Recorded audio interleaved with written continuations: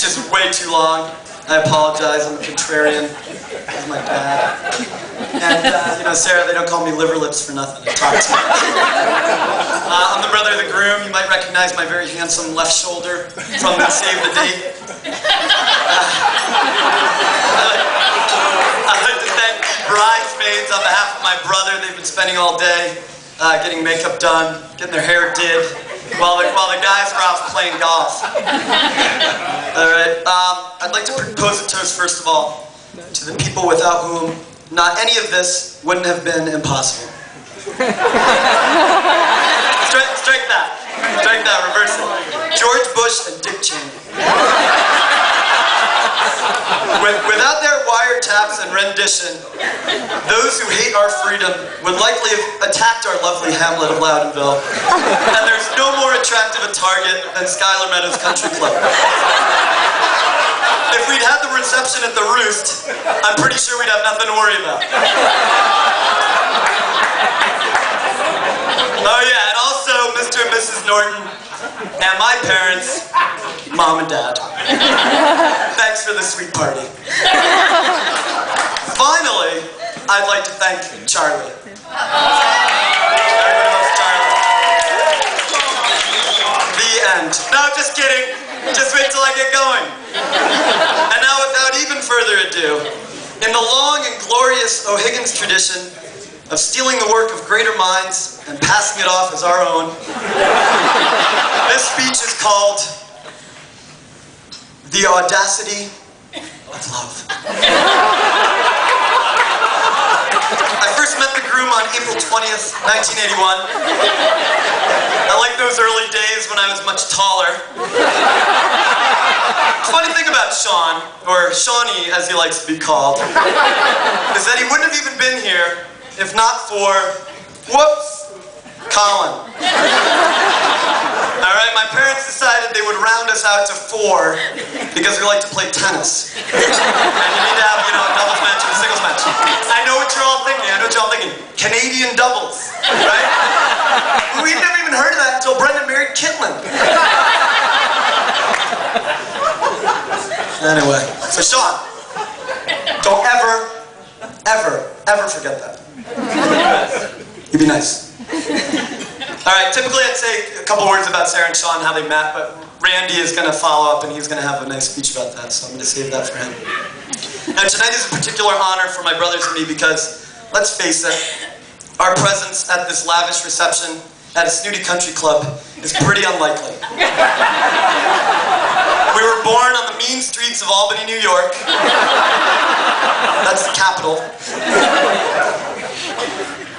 I myself didn't move into the house overlooking the first green here until I was almost 3. Sean, of course, is famous for riding in the car past some kids in Arbor Hill, this is a seedy part of town, with our friends the Vlacos and stating aloud, "I wonder what country club they belong to." That's a true story, he was like 5. Our paternal grandparents, a funny red-headed Irishman from Philly and a gorgeous Cuban woman, were married by proxy. When our father was younger, he was a student in Indonesia, and at one point was almost thrown in jail for stowing away on an airplane to Singapore. His rear end just might have been caned to death had that happened. Our maternal grandmother married an Italian-American serviceman in England just after the Second World War and moved the family to Queens. Through mischief and scholastic underachievement, our father was given one choice for college, Siena. No offense, Siena College graduates. No offense, please.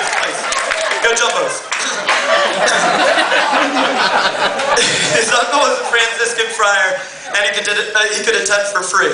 Now, since his older, much more charming brother John was already taken, our mother went for his younger brother, who drove a racing green Porsche.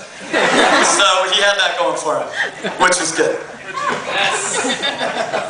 Her father was a cop walking the beat in New York City. He could only afford to send her to a state university, Albany being the best at the time. Was it a beacon of freedom and opportunity? Sure, why not? The traffic was certainly better. And I mean, come on, what are the odds of a girl from Long Island going to SUNY Albany? It's like 1,000,000 to 1. decide to marry after dating only a few weeks. To call their love improbable, one would have to spend about 30 seconds speaking with them. In fact, hey, they're still married, folks. In fact, Father Ferrano was shocked that both the bride's and groom's parents were married to their original spouses. Now, where was I? So they married and would give the groom a comically Irish name like his brothers Mark, Brendan, and Colin O'Patrick before him. If Mark had been born a girl, coincidentally, his name would have been Sarah. How ironic indeed. Sean, they called the fourth son, believing that in 1980s America, there would be no more Irish need not apply signs. They hoped the Irish would gain entry to historically waspy institutions, such as this very fine club in which we celebrate this joyous event.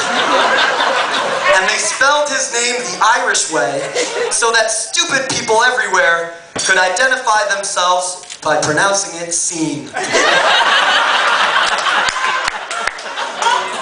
Brilliant.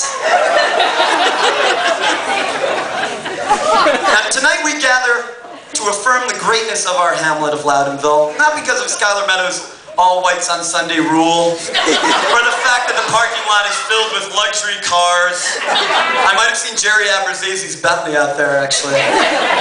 Might be Dr. Spears, not sure. Our pride is based on the fact that two good-looking kids who grow up in a beautiful, safe suburb to affluent parents and given every advantage in life can indeed make it in this sometimes cruel world.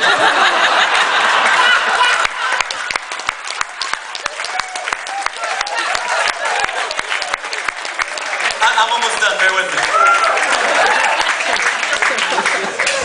In the end, this wedding reception is a celebration of decadence, yes. Privilege, of course. Conspicuous consumption, all of these things. But it's also a celebration of love. Now, I'm reluctant to say anything serious, ever. But I would like to propose a toast to another unlikely couple. Sara and Sean are one of those adorable couples who look almost like their brother and sister. It's a little gross, I agree. Their kids are going to be really freaking cute, though. Now, somehow, circumstances came about to keep Sara and Sean unmarried until today, now more than 10 years after they first met.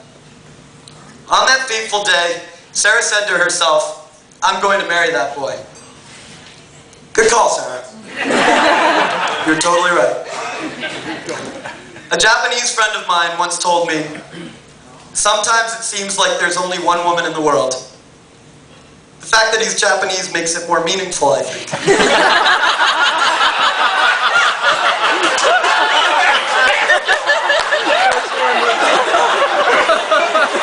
For Sean, we all know that woman is Sara. It's true. It's true. To the beautiful couple, cheers. Give my hand. I just found my new best